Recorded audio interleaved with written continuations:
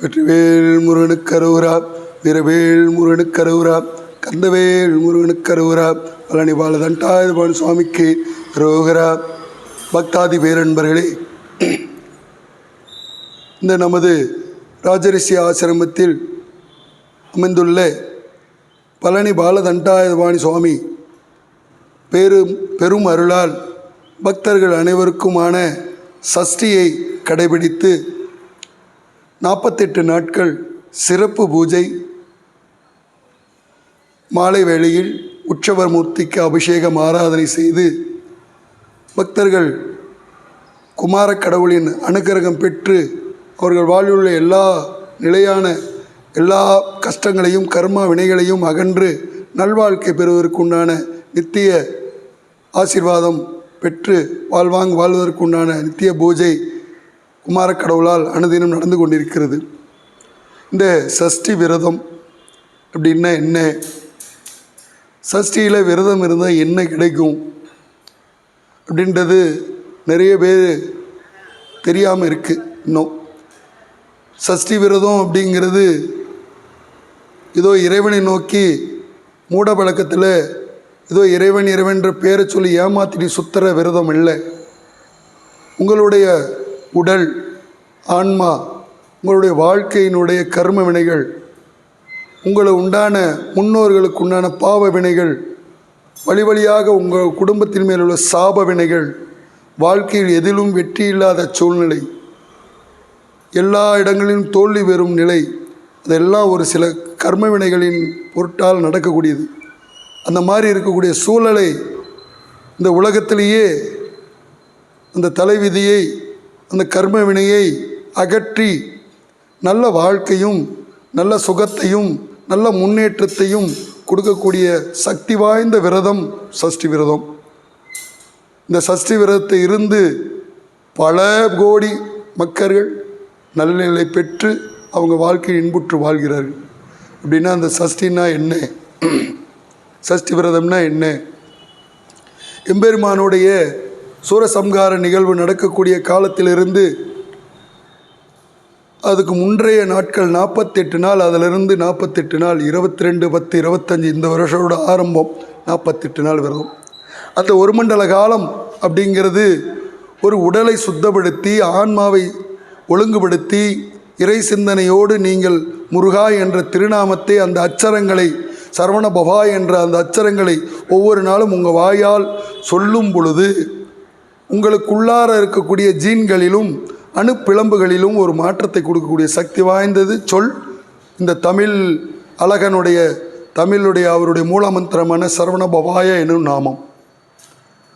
அதே மாதிரி முருகா என்று யார் மனமுருகி சொல்கிறார்களோ அந்த முருகா என்ற எண்ணம் அந்த அடிநாதத்திலிருந்து சொல்லும்போது அதில் மிகப்பெரிய மாற்றத்தை கொடுக்கும். நீங்கள் சொல்லி பார்த்தீங்கன்னா தெரியும்.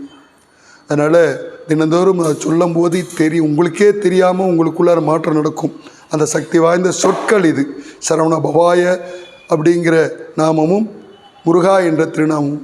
அதே போல் நம்ம உடம்பில் பல்வேறு விதமான அமில துகள்களால் உடல் கெட்டு நல்ல ஒரு ஆரோக்கியமான ஒரு எனர்ஜிக்கு உண்டான சத்துக்கள் இல்லாமல் கழிவுகள் மட்டுமே சுமந்து கொண்டிருக்கும் உடம்புகளை வந்து நல்ல விதமான மூச்சுக்காற்று பயிற்சியும் நல்ல விதமான ஆரோக்கியமான ஒருவேளை உணவும் உங்களுக்குள் செயல்பட்டு நீங்கள் எந்தெந்த செல்கள் இயங்கலையோ அதெல்லாம் இயங்க வச்சிரும். இது அறிவியல் ரீதியான உண்மை. அதற்காக தான் இறைவன் வந்து விரதமாக வச்சுருக்கார் இந்த காலத்தில். அதனால் இந்த 48 நாள் சஷ்டி விரதம் அப்படின்னா காலம்பர பிரம்ம முகூர்த்தத்தில் எழுந்து நீங்கள் உங்கள் உடம்பை சுத்தப்படுத்தி உங்கள் வீட்டில் உள்ள முருகப்படத்தை எடுத்து வச்சு அதற்கு பொட்டு சந்தன குங்குமம் வச்சு சரவண பவாய நம அப்படின்ட்டு 108 முறை பூ போட்டுட்டு அவர்கள் உங்களால் முடிந்த நெய்வேத்தியம் பாலோ இல்லை கல்கண்டோ இல்லை ஒரு வேளை அன்னமோ நீங்கள் வீட்டில் செய்கிற அந்த உணவு சைவ உணவு வைத்து படைத்து ஒரு வேளை ஒரு நேரம் ஒரு சஷ்டி கவசம் பாராயணம் பண்ணி இந்த விரதத்தை அனுஷ்டிக்கிறது 48 நாள் விரதம். காலம்பர ஒருவேளை சாப்பாடு எடுத்து அனுஷ்டிக்கிறதுன்றது ஒரு முறை. அதுலேயே 21 நாள் விரதம். 48 நாள் முடியலை, வேலை பளு, வெளியில் போகணும் வரணும் அப்படின்ற கட்டுப்பாடுகள் இருக்கும் அன்பர்களுக்கும் இறைவன் ஒரு இது கொடுத்துருக்கார். அதை 21 நாளாக செய்து கொள்ளலாம். அந்த 21 நாளும் இந்த முறையில் நீங்கள் அனுஷ்டித்துக்கலாம். அனுஷ்டிக்கும் போது அந்த பலனை கொடுக்குறார். இல்லை அதுவும் முடியல சாமி, ரொம்ப எனக்கு உடம்பு மாத்திரை சாப்பிடணும், உடம்பு கொஞ்சம் சரியாக இருக்காது, என்னால் எனர்ஜி தாங்க முடியாது அப்படின்னு சொன்னீங்கன்னா 11 நாள் இருக்கலாம். இந்த 11 நாள் விரதமும் நீங்கள் இது மாதிரி ஒரு வேளை உணவு எடுத்துக்கொண்டு விரதம் இருந்தீங்கன்னா அந்த பலனை இறைவன் உங்களுக்கு அளிக்கிறார். இல்லை எதுவுமே நம்மளால் முடியாது, உடல் குடும்பம் வெளியில் அங்கங்கே போயிட்டு அப்படின்னா அந்த 6 நாள் விரதம் இது கடைசி. இந்த 6 நாள் விரதம் கடுமையாக எடுத்துக்கலாம். இந்த 6 நாள்ன்றது 6 நாளோட முடியாது, அடுத்த நாள் திருக்கல்யாணத்தோட 7ஆம் நாள் முடிக்கணும், நிறைவு பண்ணணும். இந்த விரதத்தை யாரெல்லாம் அந்த 6 நாள் வைராகியத்தோடு இறைவனை மனமுருகி வேண்டி என்ன காரியத்தை நீங்கள் கேட்குறீங்களோ, அது குழந்தை வரமாக இருந்தாலும் சரி, வேலையாக இருந்தாலும் சரி, கல்யாண கனவாக இருந்தாலும் சரி, வீடு கட்டும் வேலையாக இருந்தாலும் சரி, எந்த விதமான வேண்டுதலாக இருந்தாலும் ஒரு வேண்டுதலை வைத்து அதை நிறைவேற்றி அந்த விரதத்தை சொல்கிற மாதிரி செய்தேன்னா கண்டிப்பாக அடுத்த சஷ்டிக்குள்ளே அது நிறைவேறிடும். இது சாட்சாத் உண்மை. இது நான் சொல்லலை, அருணகிரியார் சொன்னது, பாம்பன் சாமி சொன்னது, கிருபானந்த வாரியார் சொன்னது, முருகப்பெருமானே அருளி செய்தது. அது எப்படி இருக்கணும்? அந்த வைராகியமான நம்பிக்கையான முழுமுதியான விரதம்னா என்ன அப்படின்னா, இந்த 6 நாள் 7ஆம் நாள் முடிக்கக்கூடிய அந்த திருக்கல்யாணத்தோடு முடிக்கக்கூடிய இந்த விரதாச்சாரம், முதல் நாள் ஒரு மிளகு தான் எடுத்துக்கணும் உணவாக, மீதி நேரம் தண்ணி தான். 2ஆம் நாள் 2 மிளகு எடுத்துக்கணும், மீதி நேரம் தண்ணீர் அருந்திக்கணும். 3ஆம் நாள் 3 மிளகு, 4ஆம் நாள் 4 மிளகு, இப்படி 6 நாளும் 6ஆம் நாள் 6 மிளகை எடுத்துக்கொண்டு உணவாக இந்த விரதத்தை அனுஷ்டிக்கணும். இந்த விரதத்தை அனுஷ்டித்து சூரசம்ஹார நிகழ்வு ஏதாவது ஒரு முருகன் கோயிலை கண்ணார பார்த்து விட்டு அடுத்த நாள் திருக்கல்யாணத்தின் போது வள்ளிதேவானை திருக்கல்யாணத்தை தரிசனம் பண்ணிவிட்டு இந்த விரதத்தை நிறைவு பண்ணணும். இப்படி இதை முழு மனதோட, இதில் முக்கியம் என்னென்ன, நம்பிக்கை, உங்களுடைய வைராகியம்,